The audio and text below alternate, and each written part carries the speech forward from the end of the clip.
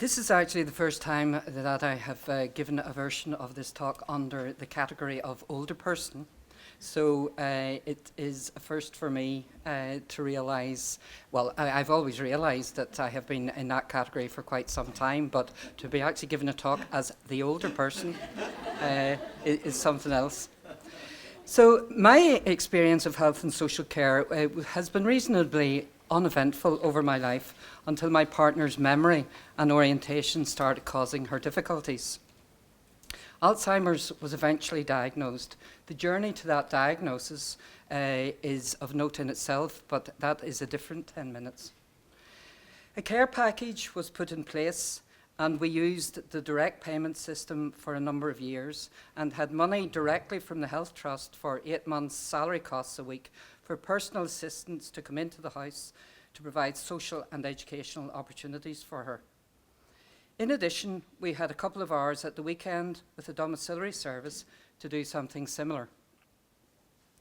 So in that instance, my main experience of the health and social care system was around employment of or relationship with individuals who came into the house to take her out, whether that was a walk, cinema, art gallery, music concert, walk a dog, or whatever. One of the additional services that we manoeuvred ourselves into, or I manoeuvred us into, was a memory rehabilitation programme.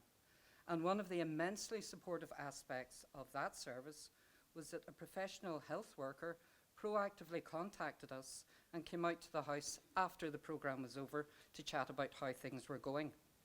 That was invaluable. That was actually one of the best services that we had, that there was somebody official in the system who was interested.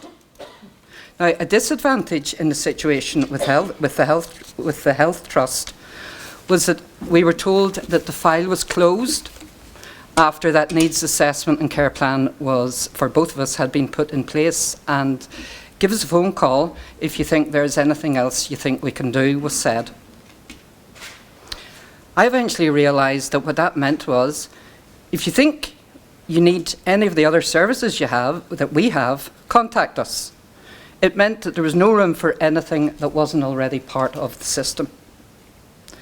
But overall, that contact period of approximately 4 or 5 years with the health and social care system was relatively benign, and we met very dedicated people, as we did later on as well.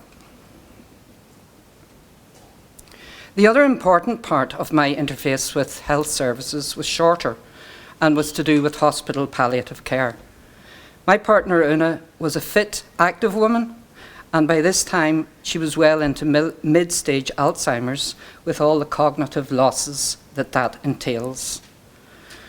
She was increasingly experiencing a lot of pain centred in her back for a number of months before she died.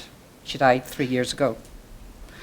Now, getting strong pain relief from her GP was like getting blood out of stone. She had been assessed as being in acute pain by her dementia consultant, but in spite of a suggestion by him to her GP that she needed a patch maybe for acute pain, she then spent the next 4 weeks at home slowly climbing what her GP called the analgesic ladder from the bottom being paracetamol and ibuprofen, and we started there on pain relief.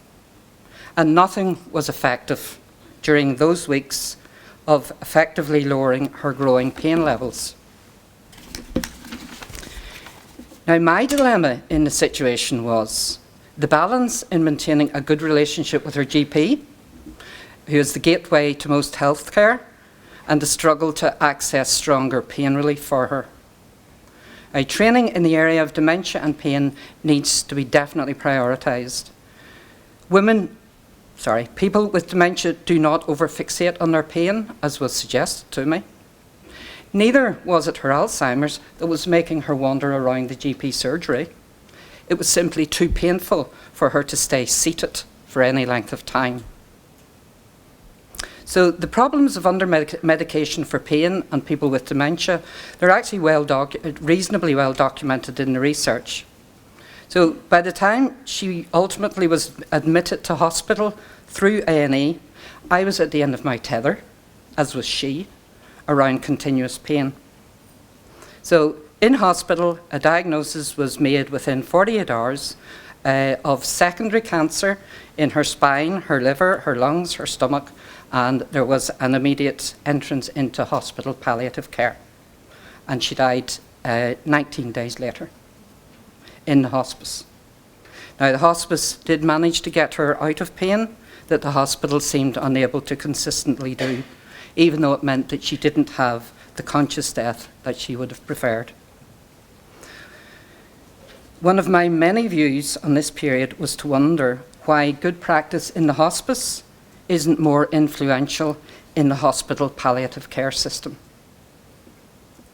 The research also supports the awfulness for a person with dementia in a hospital setting and this lack of support for someone with dementia, and this was my overwhelming experience. Something as small as the notice on the toilet door in the ward, it said female and shower. Now, if you have dementia, that does not say toilet. I actually brought in a handwritten notice and, with their permission, blue-tacked it to the toilet door. So things like that, the noise in the ward, the rubbish bins in the ward, the noise that they made whenever they closed, the confusion, couple that with continuing breakaway pain, and the nightmare was thriving. It was thriving before we got to hospital, it was thriving even more whenever we got there. Now, lots of health staff did their best. I particularly appreciate the palliative care nurse in the hospital. But ultimately, the needs of the system too frequently took priority over the needs of a dying woman with Alzheimer's, who was totally confused and in pain. So, for example, the system of only giving pain medication when it is due, as opposed to when the person is in pain. Now, I made a post-death complaint to the Trust about under-medication for pain, which they dealt with very well. And most importantly, they listened to me. They also apologised. And some staff training was put into place around palliative care and staff training around dementia. Now, I'm a capable, competent individual, and the hospital system baffled me. What were the right questions to ask? Now, what are the questions to ask? Never mind asking the right questions. Who do you ask? Who has the influence to get Una to the hospice quicker? Why did it take 2 weeks to get her to the hospice? Why did nothing happen at weekends? I understand why hospitals are open at weekends. There's a kind of helpless trust, I think, comes over all of us when we go into the health system. Who am I to contradict the medical expert? I think that there is a common humanity in people. It has been mentioned earlier on this morning, and that the relationships formed between the health professional and the person is of primary importance. So treating a person as a unique individual includes acknowledgement of their own life history. Insight and empathy for a person can be gained by knowing their history. We would all wish to be treated as unique individuals in older age, and we would all like to be treated as unique individuals at any age. So one aspect of this can be the life experience of being in a same-sex relationship. There can sometimes seem to be an assumption of heterosexuality that pervades our culture and influences all of us, including myself. My experience in this area is not of any direct discrimination, but of a constant personal awareness and fear of people's inherent attitudes to me because I was gay. So in relation to the personal assistants coming into the house, I was frequently wondering, have they read the notes? Do they realise that we're partners? Should I say something? Will they say something? Somebody new would come into the house and all the uncertainty and quandary would restart. It was always easier whenever a relationship had been well established with the person, though even then I realised that few people ever asked how long we were together.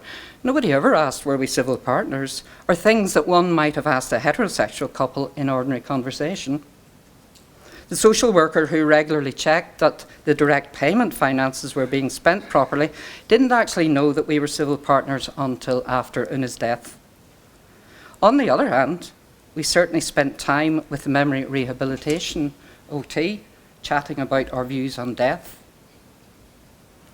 During those years, I constantly felt as if I had to out myself as gay when I would have preferred not to, whether it was a new personal assistant, hospital consultant, massage therapist, etc. It very distinctly pushed me out of my comfort zone around choosing whom I would reveal my sexual orientation to. I frequently simply didn't have any choice in the matter. You might say that attitudes have changed, and of course they have, and I think legislation supports that. But there's still a long way from acceptance that individuals of the same sex can love one another and are entitled to do so. A well-educated acquaintance of a friend, for instance, asked her if Una's Alzheimer's was linked to the fact that she was lesbian. I think she was coming from the God's wrath perspective. So, what difference did sexual orientation make in the hospital care situation? Well, somewhere or other, I didn't tell them, but somewhere or other, staff had got the idea that Una and I were sisters. A belief that really I felt might have been easier in some ways to have allowed to continue.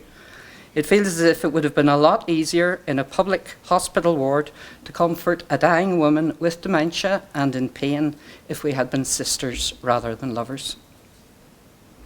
The problems of a system that allow a dying woman with dementia to remain in pain are not specific, obviously, as to whether partners are the same or opposite gender. Adhering to procedures without seeing the humanity of the individual is wrong. Alleviation of pain, we can call it a basic human right, but alleviation of pain is necessary for any possibility of what in the jargon we term a good death. There should be no reason for not delivering a caring, respectful person and relationship service to any individual. Systems and policies are only successful if those who implement them form a relationship with the person they are supposed to protect and see the person as an individual human being as opposed to a case, a patient, a bed occupier. Any system needs to be responsive to the needs of the individual person and not to take precedence over those. So what is good for older people is likely to be good for everyone. One of the few certainties in life is that we will all die and we may be in need of the palliative care system, whether hospital or hospice. For our own sakes, we need to work at getting the approach right. And for those who do not have a voice or whose voice isn't being heard, we need to shout for them and we need to bring influence to bear on the system. Thank you.